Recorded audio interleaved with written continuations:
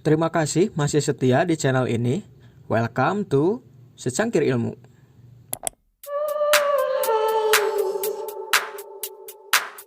Proklamasi. Kami, bangsa Indonesia, dengan ini menyatakan kemerdekaan Indonesia. Jauh sebelum Bung Karno memproklamirkan kemerdekaan Negara Kesatuan Republik Indonesia yang dikenal saat ini dari penjajahan kolonialisme, dan bahkan jauh sebelum terjadinya penjajahan itu sendiri, Indonesia adalah kumpulan dari berbagai kerajaan-kerajaan yang terus terbangun dan silih berganti di tiap masanya.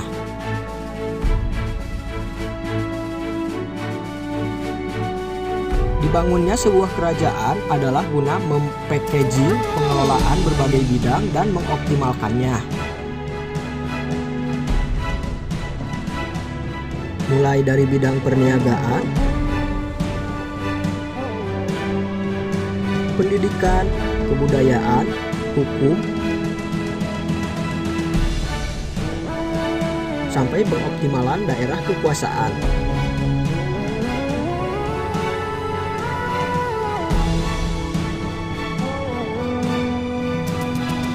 Sehingga banyaklah terjadi perang berkecamuk, saling memperebutkan wilayah hingga terjadinya keruntuhan sebuah kerajaan lama dan berganti dengan kerajaan yang baru.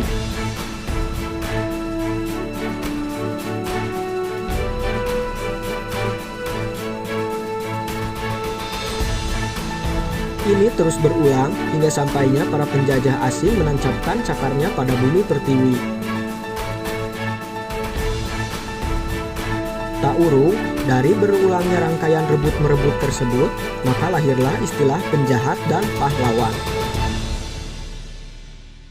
Pada faktanya, tidak ada posisi yang mutlak dari istilah penjahat dan pahlawan tersebut. Ini hanyalah masalah perbedaan posisi sudut pandang.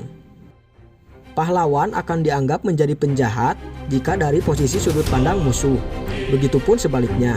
Kedua belah pihak sama-sama memiliki hal yang harus mereka jaga dan mereka bela masing-masing. Begitupun awal masalah yang menjadi pemicu dari banyaknya perang yang meletus antar kerajaan di Indonesia terdahulu. Dan sematan istilah pahlawan penjahat mau tidak mau akan terpin pada pemimpin mereka masing-masing, yaitu raja.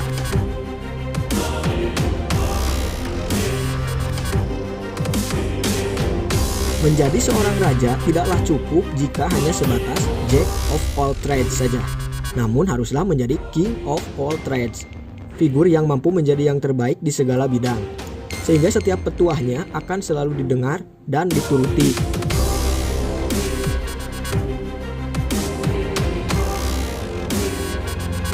Maka tak heran, setiap raja yang naik tahta tentu bukanlah sembarang orang. Hanya para King of all trades saja yang tentu sudah siap dengan segala konsekuensi dan resiko yang sanggup duduk pada posisi ini.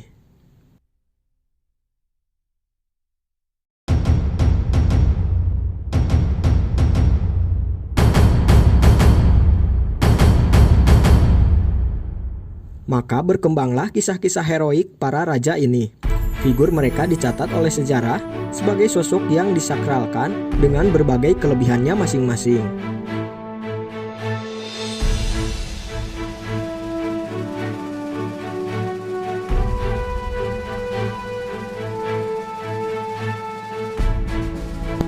Berbagai kesaktian para raja turun-temurun diceritakan dari mulai yang mampu terbang, mampu menghilang, kebal senjata, dan berbagai kesaktian tak logis lainnya.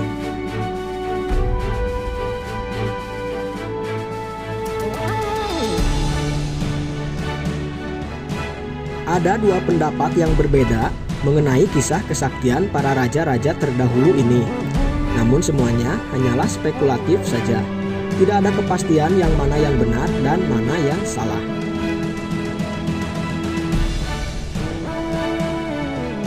Kita tidak akan tahu fakta sebenarnya kecuali jika kita menyaksikan langsung apa yang terjadi pada saat itu dengan meminjam mesin waktunya Doraemon. Mesin waktu. Pendapat pertama adalah yang mempercayai kisah kesaktian raja-raja terdahulu sebagai kisah yang nyata adanya dan sesuai dengan apa yang dikisahkan. Seperti contoh ketika diceritakan ada salah satu raja yang mampu membelah gunung, mampu berjalan di atas samudra, memindahkan sungai, dan lain-lain. Maka para penganut pendapat pertama akan mempercayai kisah tersebut sebagai kisah yang nyata adanya. Ini lumrah. Sangat lumrah jika kita berbicara hal ini di negara yang kental dengan berbagai kebudayaan lampaunya seperti Indonesia.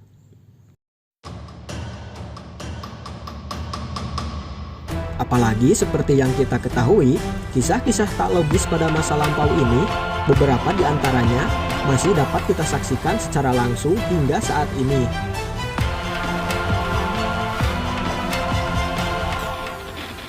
Beberapa orang dengan kelebihannya mampu membuktikan bahwa hal tak logis zaman dulu adalah fakta.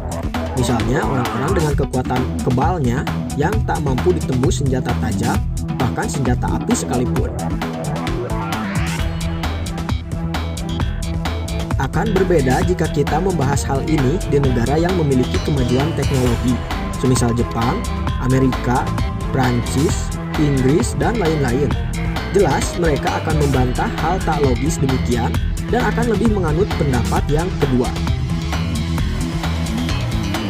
yakni pendapat yang memegang siloka atau gambaran atau istilah sebagai dasar dari kisah-kisah kesaktian di luar nalar tersebut, dan mencerna untuk mencari arti makna tersirat dari hal tersebut dan mengkonversikannya menjadi hal yang logis.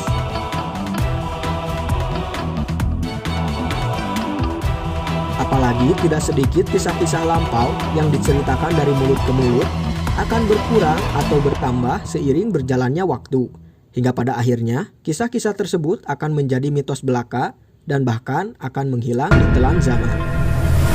Seperti contoh dari kisah seorang raja yang mampu membelah gunung, penganut pendapat yang kedua ini lebih mengartikannya sebagai seorang raja yang memerintahkan rakyat dan pasukannya untuk membuat jalan melintasi sebuah gunung.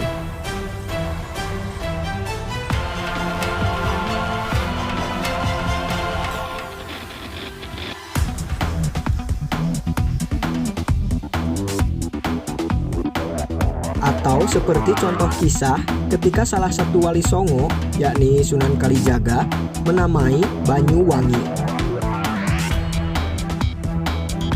Dikisahkan bahwa sebelumnya beliau pada saat itu membawa air keruh dan berubah menjadi air jernih dan wangi di tempat tersebut, sehingga dinamakanlah daerah tersebut Banyuwangi oleh beliau.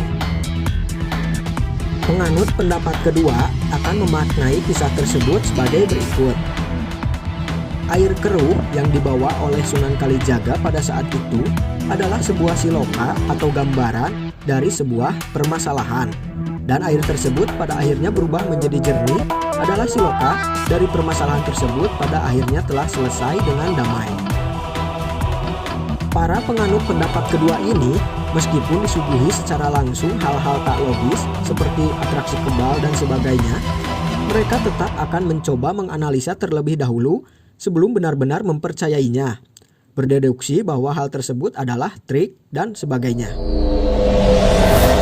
Well, semua kembali kepada pendapat masing-masing. Tidak ada bukti mutlak, salah dan benar pada perbedaan pendapat ini. Semua hanyalah perbedaan sudut pandang saja. Wallahu a'lam bishawab. Tulis pendapat pribadimu di kolom komentar dan jangan lupa cicak-cicak di dinding diam-diam merayap.